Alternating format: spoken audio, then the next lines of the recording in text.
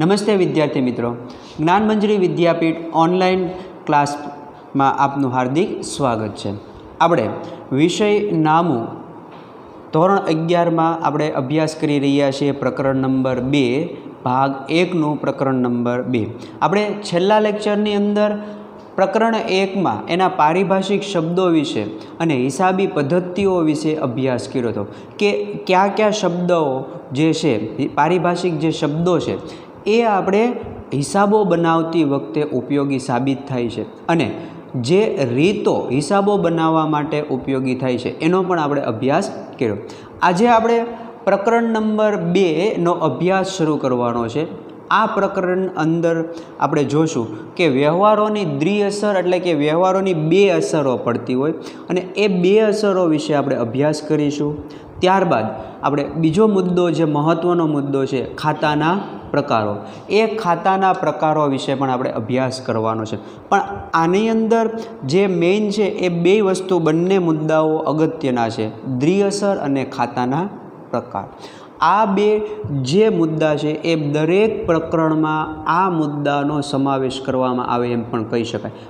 નિયમો આના જ આધારે નક્કી કર્યા છે, નિયમો આવડી જાય, આ ખાતાના પ્રકાર આવડી જાય એટલે એમ માની લો કે મોટા ભાગના જે નામાની અંદર પ્રકરણો છે એ તમને સહેલા થઈ જાય અને તમે આસાનીથી એના હિસાબો તૈયાર કરી શકો। એ પ્રકરણની અંદર જે ખાતા બનાવવાના હોય એ દરેક ખાતાઓ તમે આરામથી બનાવી શકો। ક્યારે?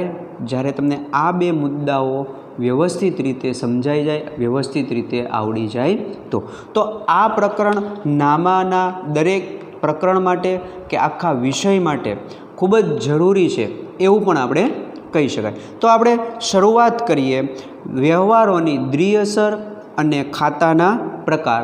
પેજ નંબર 24 ઉપરથી આપણે શરૂઆત કરીએ। પહેલો મુદ્દો છે ધંધાકીય વ્યવહારનો અર્થ।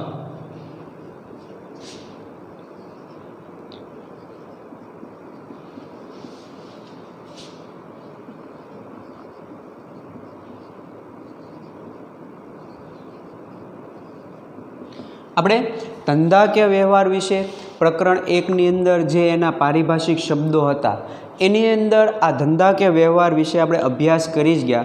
હવે આપણે એના વિશે વિગતવાર આપણે અભ્યાસ કરવાનો છે। એની અંદર આપણે ટૂંકમાં સમજ્યા હતા, હવે આપણે એને વિગતવાર અભ્યાસ કરીએ કે ધંધાકીય વ્યવહાર એટલે શું। તો કે આપણે એ શીખી ગયા હતા કે જે વ્યવહારની અંદર કંઈક લેવડ દેવડ વસ્તુની થતી હોય તો એ શું કહેવાતો હતો, તો કે ધંધાકીય વ્યવહાર। અને એની અંદર આપણે બે મુદ્દા એ શીખ્યા હતા, કા એ ધંધાકીય વ્યવહાર રોકડ હોય, કા એ ધંધાકીય વ્યવહાર કેવો હોય, ઉધાર હોય, એ બધું આપણે શીખ્યા હતા। હવે એની અંદર પણ બીજા અલગ અલગ ભાગ પાડવામાં આવે એ વિશે આપણે અહીંયા જોઈએ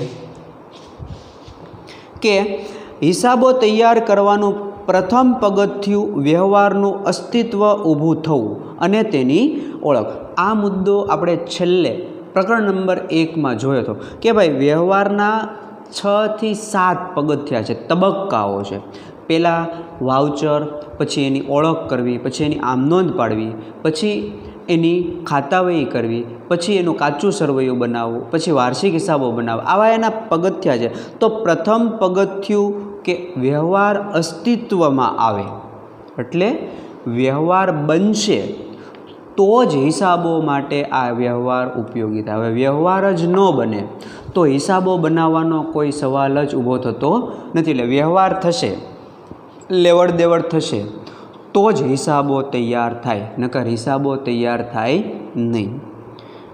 વ્યવહાર નહીં, હિસાબો નહીં, નો ટ્રાન્ઝેક્શન નો એકાઉન્ટ। એટલે જો વ્યવહાર જ ન હોય, મતલબ કહેવાનો અર્થ એ કે જો તમે વ્યવહાર ધંધામાં થાય એ થાય અને થાય જ, ન થતું હોય તો એ ધંધો જ ન કહેવાય।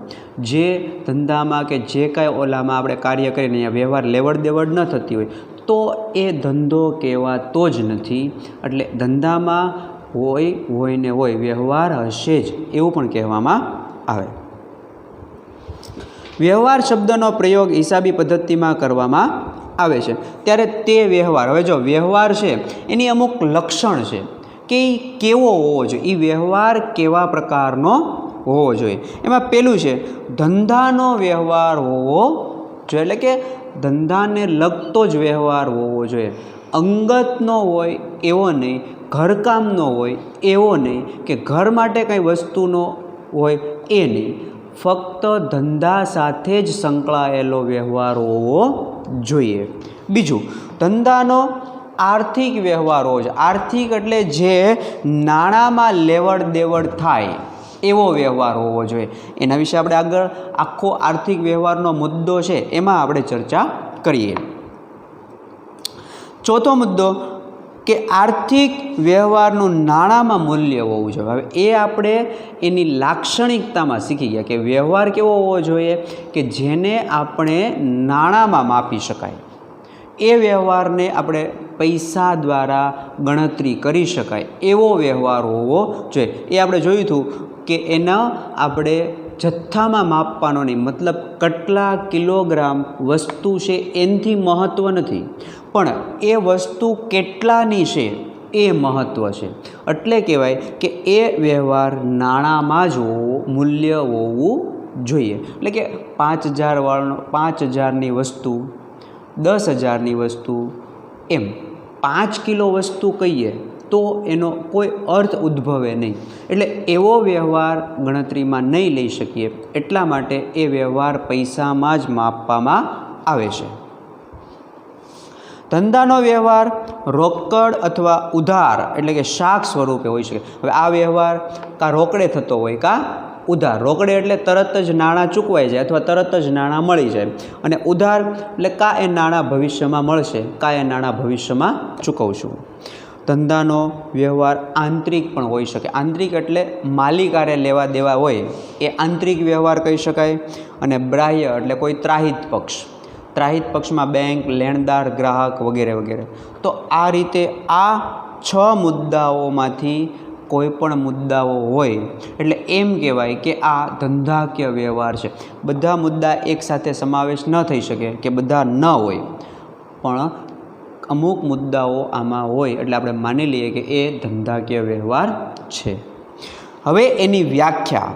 ધંધાકીય વ્યવહાર એટલે 2 કે તેથી વધુ વ્યક્તિઓ વચ્ચે ધંધા માટેની વસ્તુઓ કે સેવાની રોકડમાં અથવા અને ઉધાર શાખ પર ફેરબદલી. એટલે 2 વ્યક્તિ વચ્ચેનો વ્યવહાર, એટલે એક માલિક હોય ને બીજો ગ્રાહક એમ માની લઈએ.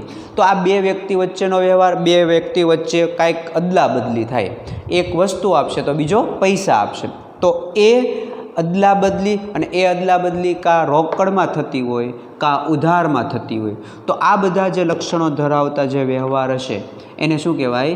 ધંધાકીય વ્યવહાર કહેવામાં આવે. 2 વ્યક્તિ કે એનાથી વધુ, એટલે કે ઘણા બધા વ્યક્તિ આરે હોઈ શકે, પણ આપણે ટૂંકમાં 2 વ્યક્તિ તો હોવા જ જોઈએ, અને એ વસ્તુની પૈસાની અદલા બદલી કરતા હોય છે. વ્યવહારનો સ્પષ્ટ અર્થ સમજવા ઉપરની બાબતો અંગે નીચે પ્રમાણેની સમજૂતી આપવામાં આવેલ છે. આ સમજૂતી વ્યવહારોના વર્ગીકરણના આધારે સમજાવવામાં આવેલ છે. એટલે આપણે જે આ વ્યાખ્યા જોઈને એ નીચે જે આપણે આખું વર્ગીકરણ જોશું હમણાં, એ વર્ગીકરણના આધારે જ એણે આ વ્યાખ્યા બનાવી છે. તો હવે આપણે એ વર્ગીકરણ વિશે જોઈએ. ધંધાકીય વ્યવહારોનું વર્ગીકરણ.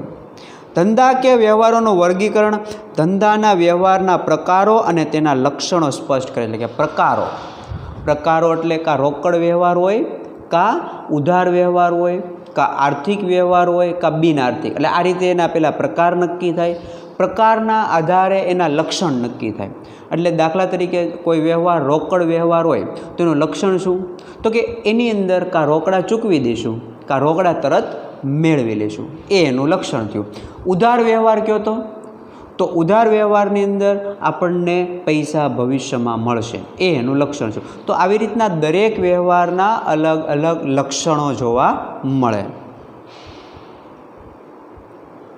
વર્ગીકરણને કારણે ધંધાકીય અને બિન ધંધાકીય વ્યવહારોનો તફાવત સમજી શકાય છે.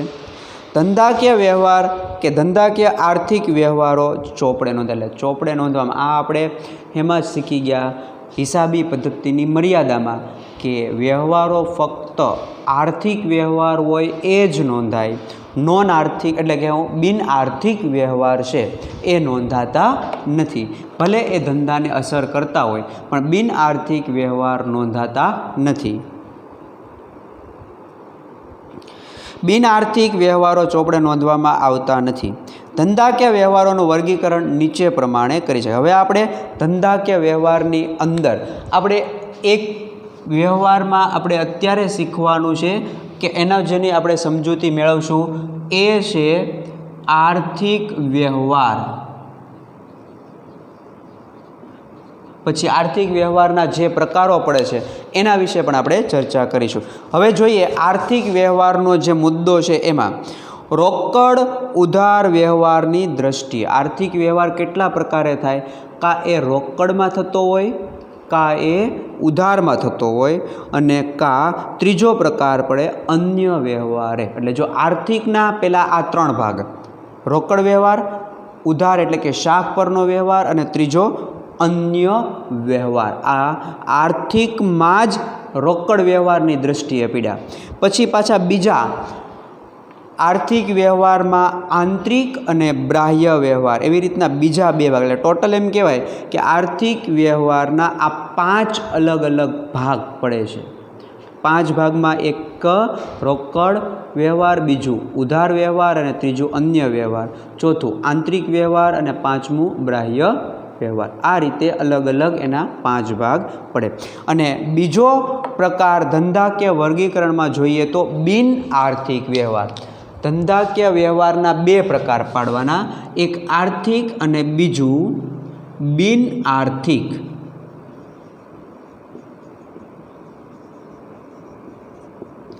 આ રીતે 2 પ્રકાર પાડી શકાય. બરાબર. હવે આપણે અહીંયા જોઈએ તો બિન આર્થિકના કોઈ અલગ અલગ પેટા પ્રકાર પાડવામાં આવતા નથી. આર્થિકના આપણે ઘણા બધા પ્રકાર એટલે કે 5 અલગ અલગ પ્રકાર જોયા હતા. હવે આપણે શરૂ કરીએ કે જે મુદ્દો આજે આપણે આ લેક્ચરમાં જોઈશું એ છે આર્થિક વ્યવહારો. એના વિશે આપણે ચર્ચા કરીશું.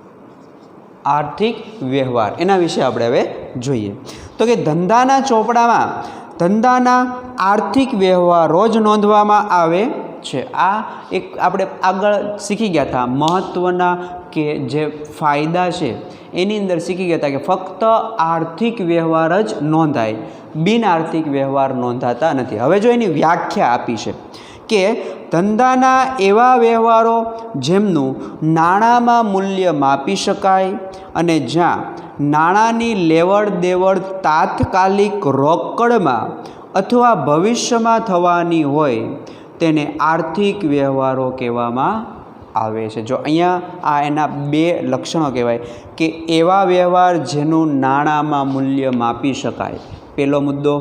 બીજો મુદ્દો જેની અંદર નાણાંની લેવડ દેવડ થતી હોય. એ લેવડ દેવડ કેવી રીતના થાય તો કે કાં તરત જ એ લેવડ દેવડ થઈ જાય, કાં એ લેવડ દેવડ આપણે ભવિષ્યમાં કરશું. તો આ જે કહેવાય એને કહેવાય આર્થિક વ્યવહાર. એટલે નાણાંના વ્યવહારો, એવા વ્યવહારો જે નાણાંમાં માપી શકાય અને જેની લેવડ દેવડ રોકડમાં કાં તરત થાય કાં ભવિષ્યમાં થાય, એને શું કહેવાય? આર્થિક વ્યવહાર તરીકે એને ઓળખવામાં આવે છે. ભવિષ્યમાં થનાર લેનારની લેવડ દેવડ અંગે વર્તમાનમાં દેવાદાર લેણદારનો સંબંધ ઊભો થાય છે તેવા વ્યવહારોને આર્થિક વ્યવહારોનો સમાવેશ થાય. એટલે કે જે આર્થિક વ્યવહારમાં આપણે આ લેણદાર દેવાદારનો સંબંધ ક્યારે ઉદ્ભવે તો કે જ્યારે આપણે વ્યવહાર ઉધારમાં કરતા હોઈએ, બાકીમાં, તો ત્યારે એ અત્યારે આજે ઉધાર વ્યવહાર થયો પણ એ ભવિષ્યમાં વર્તમાનમાં એમાંથી ફરી અને પછી એ રોકડ વ્યવહારમાં પરિવર્તન થશે. પણ ટૂંકમાં એ આપણે જોઈએ કે ભાઈ 2 રીતે થાય. કા વ્યવહાર રોકડમાં થાય, કા વ્યવહાર કેવી રીતના થાય? ઉધારમાં થતો હોય છે. હવે આર્થિક વ્યવહારની 2 અગત્યની બાબતો હવે આપણે જોઈએ કે ભાઈ આર્થિક વ્યવહારમાં 2 મુખ્ય પાસા ક્યાં છે તો કે પહેલો પાસો માલ મિલકત સેવા સામે રોકડની લેવડ દેવડ. એટલે ટૂંકમાં આને એમ બોલાય કે એક મુખ્ય પાસો કાં એ વ્યવહાર રોકડ વ્યવહાર હશે. મિલકતો રોકડમાં ખરીદશો અથવા મિલકતો રોકડમાં વેચશો, માલ રોકડમાં વેચશો કે માલ રોકડમાં ખરીદશો, સેવાના બદલામાં તરત જ પૈસા મળી જાય કે સેવાના બદલામાં તરત જ પૈસા ચૂકવી દેશો. ટૂંકમાં માલ, મિલકત કે સેવા તમે મેળવો તો તરત જ એની સામે તમે પૈસા ચૂકવી આપો. આ પહેલો પ્રકાર કે પહેલી અગત્યની બાબત. હવે બીજી, માલ, સેવા કે મિલકત સામે શાક પરના વ્યવહારોના કારણે દેવાદાર લેણદારનો સંબંધ ઊભો થાય. એટલે ટૂંકમાં આ ઉધાર વ્યવહાર થયું. તો આ ધંધાકીય વ્યવહાર બે રીતે થાય, કાં રોકડ એટલે કીધું માલ મિલકત સેવાની સામે રોકડ, કાં બીજું માલ મિલકત સેવાની સામે લેણદાર દેવાદાર. લેણદાર દેવાદાર ત્યારે જ ઉદ્ભવે જ્યારે આપણે કોઈ વ્યવહાર ધંધાની અંદર ઉધારમાં એ વ્યવહાર કરતા હોઈએ ત્યારે જ આ વ્યવહાર છે એની અંદર આ સંબંધ ઉદ્ભવતો હોય છે. આ બે બાબતોમાંથી એક બાબતનું પાલન થાય તો વ્યવહારને નાણાંમાં માપી શકાય અને પરિણામે સ્વરૂપે તે વ્યવહાર આર્થિક વ્યવહાર બને. એટલે કે જો આ બે પાસા, કાં એ રોકડ કાં એ ઉધારમાં થાય તો આપણે એ વ્યવહારને નાણાંમાં માપી શકાય છે અને એને ત્યારબાદ ચોપડે એની નોંધ કરી શકાય છે. એ હેતુથી કે એટલા માટે એને આર્થિક વ્યવહાર કહેવાય અથવા આર્થિક વ્યવહાર બને છે. ધંધાકીય આર્થિક વ્યવહારનું મુખ્ય લક્ષણ તેનું નાણાંમાં મૂલ્ય હોય છે. મેઇન એનું લક્ષણ કયો તો એ પૈસામાં જ માપી શકાય. આ આપણે લક્ષણમાં શીખી ગયા હતા કે વ્યવહાર હંમેશા વ્યવહાર છે નાણાંમાં માપી શકાવો જોઈએ, જથ્થામાં નહીં. એટલે 10,000 રૂપિયાનો માલ એમ કહી શકાય, પણ 5 કિલો કે 10 કિલો માલ એમ નહીં કહી શકાય, એને પૈસામાં જ કહી શકાય છે. ઉદાહરણ તરીકે જોઈએ તો રાધેશ્યામ ફર્નિચર બનાવવાનો ધંધો કરે છે. રૂપિયા 30,000ના લાકડાની ખરીદી કરવામાં આવી. એટલે કારણ કે ફર્નિચર માટે લાકડું એ એના માટે કાચો માલ થઈ ગયો, તો એણે આ કાચો માલ ખરીદ્યો. આ વ્યવહાર રાધેશ્યામના ધંધાનો વ્યવહાર કહેવાય. રાધેશ્યામ દ્વારા પોતાના ચોપડામાં આ વ્યવહાર ખરીદી તરીકે નોંધવામાં આવશે. જો એટલે આમાં એણે કાચા માલની ખરીદી કરી એટલે એને ખરીદી તરીકે નોંધવામાં આવશે. હવે આમાં એ બે શબ્દ થાય.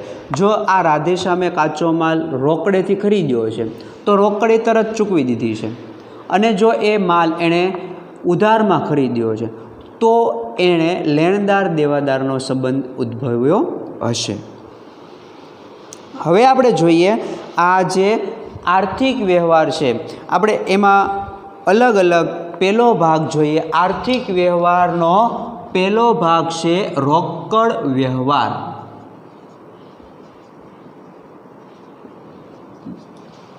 રોકડ વ્યવહાર એટલે જે વ્યવહારની અંદર નાણાં કાં તરત જ ચૂકવી દેવામાં આવે કાં તરત જ મેળવી લેવામાં આવે એને કહેવાય રોકડ વ્યવહાર. આ પ્રકારના વ્યવહારોમાં માલ મિલકતના બદલામાં નાણાં કે સેવાના બદલામાં નાણાં ચૂકવવામાં આવે છે અથવા નાણાં મેળવવામાં આવે છે. એટલે અહીંયા આપણે ચોખ્ખું કે કોઈ પણ તમે માલ લ્યો, કોઈ પણ તમે મિલકત લ્યો તો ત્યારે તમારે પૈસા ચૂકવી દેવામાં આવે. એની સામે કોઈ પણ માલ તમે વેચો કે કોઈ પણ વસ્તુ તમે વેચો કે કોઈ પણ મિલકત વેચો તો ત્યારે તરત જ પૈસા લઈ લેવામાં આવતા હોય એને કહેવાય રોકડ વ્યવહાર. રોકડ વ્યવહાર એટલે એ વ્યવહાર કે જે વ્યવહારની અંદર નાણાં તરત જ ચૂકવી દેવામાં આવે અથવા તરત જ મેળવી લેવામાં આવે એવા દરેક વ્યવહારને રોકડ વ્યવહાર કહેવામાં આવે છે. હવે રોકડ વ્યવહારના પાછા પેટા ભાગ પાડ્યા. એમાં મિલકત સાથેના વ્યવહાર. રોકડ વ્યવહારનો પહેલો પ્રકાર મિલકતના વ્યવહાર.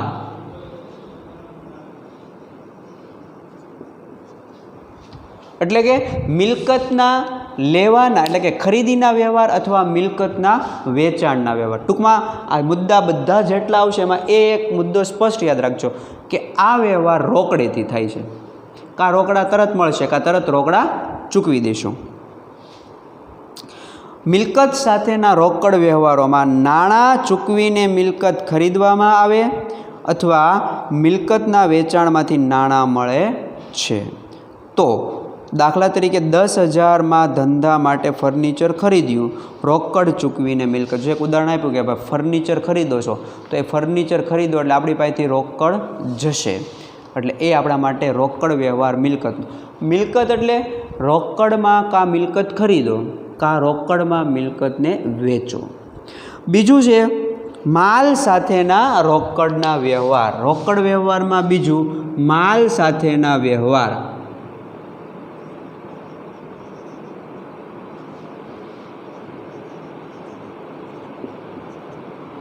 એટલે કે વસ્તુ જ તે, પણ વસ્તુમાં મિલકત અને વસ્તુ બે સરખી નહીં, વસ્તુ અલગ, માલ મિલકત અલગ. હવે માલ એટલે કાચો માલ, પછી વસ્તુ બનાવીને જે માલ વેચ્યો છે એ બધું માલમાં આવશે. તો માલના જે કાંઈ વ્યવહાર થાય એ પણ આપણે શેમાં રોકડમાં જ્યારે બનાવતા હોઈએ કે રોકડમાં જ્યારે વ્યવહાર કરતા હોઈએ તો એને કહેવાય માલ સાથેનો વ્યવહાર. નાણાંના બદલામાં માલ ખરીદવામાં આવે છે અથવા માલના વેચાણમાંથી નાણાં મળે છે. એટલે ખરીદો તો તરત જ પૈસા ચૂકવી દો અને માલ વેચો તો તરત જ પૈસા મેળવી લ્યો છો. દાખલા તરીકે 15,000નો માલ રોકડેથી ખરીદો તો રોકડ જાય અને 18,000નો માલ રોકડેથી વેચો તો રોકડ આવે. ત્રીજું છે સેવા અંગેના વ્યવહારો.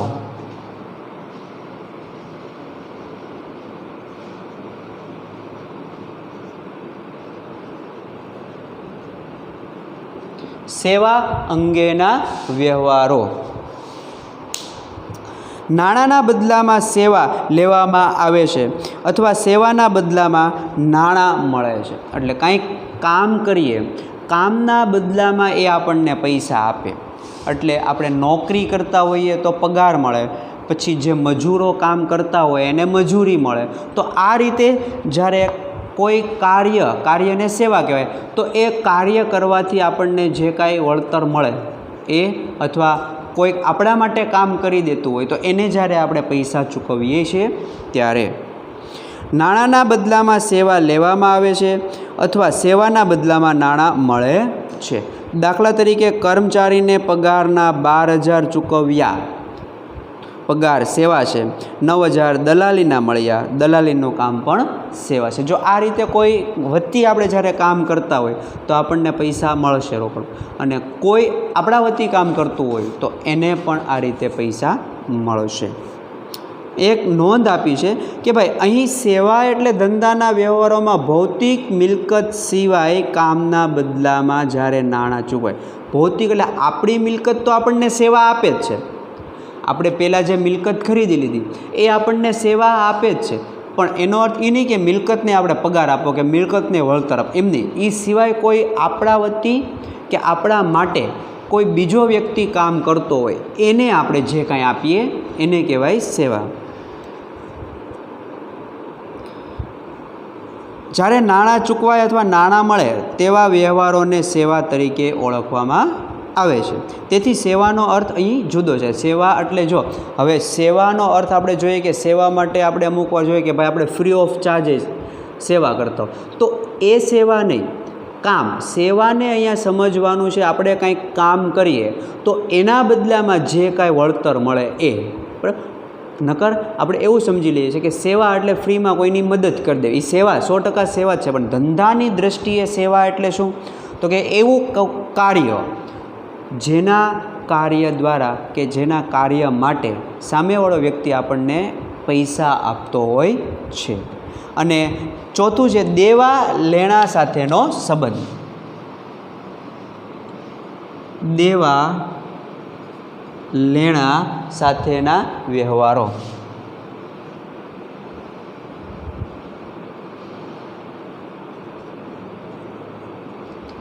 આ રોકડમાં જ તે 4 પ્રકાર પડે છે અને આ રોકડનો ચોથો પ્રકાર.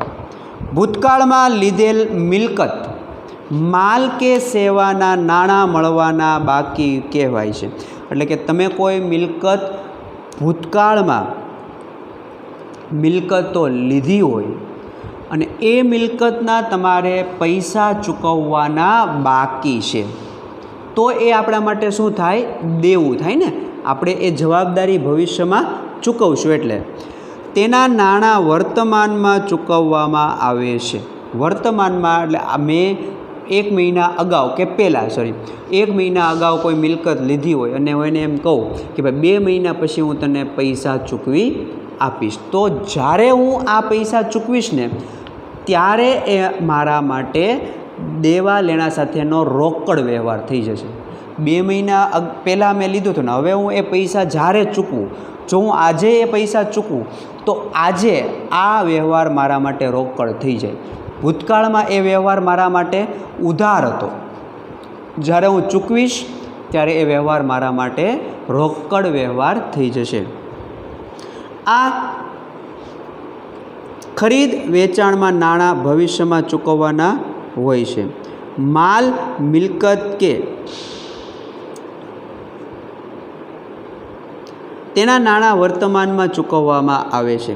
ભૂતકાળમાં આપેલ મિલકત, માલ કે સેવાના નાણાં મળવાના બાકી હોય તે લેણું કહેવાય. હવે આપણે દેવું જોયું હતું કે કોઈ મિલકત આપણે ઉધારમાં ખરીદી, એ જ રીતે જ્યારે આપણે કોઈ મિલકત ઉધારમાં વેચીએ તો ભવિષ્યમાં આપણને એ પૈસા મળશે, એટલા માટે એને લેણું કહેવામાં આવે.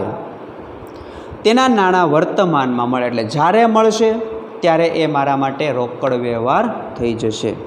દાખલા તરીકે રમીલા પાસે ખરીદેલ માલના નાણાં ₹3000 ચૂકવવાના બાકી હતા, તે ચૂકવ્યા. એટલે જો પહેલાં મેં આની પાસેથી 3000નો માલ લીધો હતો મહિના દિવસ પહેલાં દાખલા તરીકે, ત્યારે એ ઉધાર થયો. આજે એ 3000 મેં ચૂકવી દીધા. જો શબ્દ શું છે? બાકી હતા તે ચૂકવ્યા એટલે એ મારી પાસેથી પૈસા ગયા, એટલે એ રોકડ વ્યવહાર. બીજું આપ્યું, રોશનીને 4000નો માલ વેચવામાં આવ્યો હતો, એટલે ભૂતકાળમાં મેં એને 4000નો માલ વેચ્યો હતો. તેના નાણાં મળવાના બાકી હતા, એટલે હજી મળ્યા નહોતા પણ તે રોકડમાં મળ્યા. પહેલાં જે બાકી હતા એ આજે મને રોકડ મળ્યો, એટલે એ મારા માટે રોકડ વ્યવહાર થઈ જાય. નોંધ, રોકડમાં વ્યવહારોના બદલે બેંક દ્વારા એટલે ચેકથી વ્યવહારો કરવામાં આવે તો તેને સમાવેશ પણ રોકડ વ્યવહારમાં જ કરવામાં આવશે. જો અહીંયા આપણે કીધું કે હવે એ જ વ્યવહાર બેંકથી થાય તો બેંકથી થતા વ્યવહારોને પણ રોકડ વ્યવહાર જ કહેવામાં આવે છે. તો આપણે આજે વિદ્યાર્થી મિત્રો એક મુદ્દો, આર્થિક વ્યવહારનો એક અગત્યનો મુદ્દો રોકડ વ્યવહાર, આર્થિકમાં રોકડ વ્યવહાર વિશે ચર્ચા કરી. આ રોકડ વ્યવહાર કાં મિલકતના વ્યવહાર હોઈ શકે, આ રોકડ વ્યવહાર ક્યાં માલ સાથેના હોઈ શકે, આ રોકડ વ્યવહાર સેવા સાથેના હોઈ શકે, અથવા આ વ્યવહાર દેવા કે લેણા સાથેના હોઈ શકે. તો આજે આપણે ઘણી બધી વ્યાખ્યાઓ પણ જોઈ અને પ્રકાર પણ જોયા. તો આજના લેક્ચરના આધારે તમારે હોમવર્કની અંદર તમારે એક ધંધાકીય વ્યવહારનો અર્થ લખવાનો, પછી બીજું આર્થિક વ્યવહાર એટલે શું એ લખવાનું, પછી રોકડ વ્યવહાર એટલે શું એ લખવાનું છે, અને આ 4 મુદ્દાઓનો પણ તમારે સમજૂતી આપવાની છે. એક વાર આ દરેક બાબતો વિશે તમારે હોમવર્કમાં લખવાનું છે. આગળનો જે મુદ્દો છે એ આપણે આવતા લેક્ચરથી આપણે એની શરૂઆત કરીશું.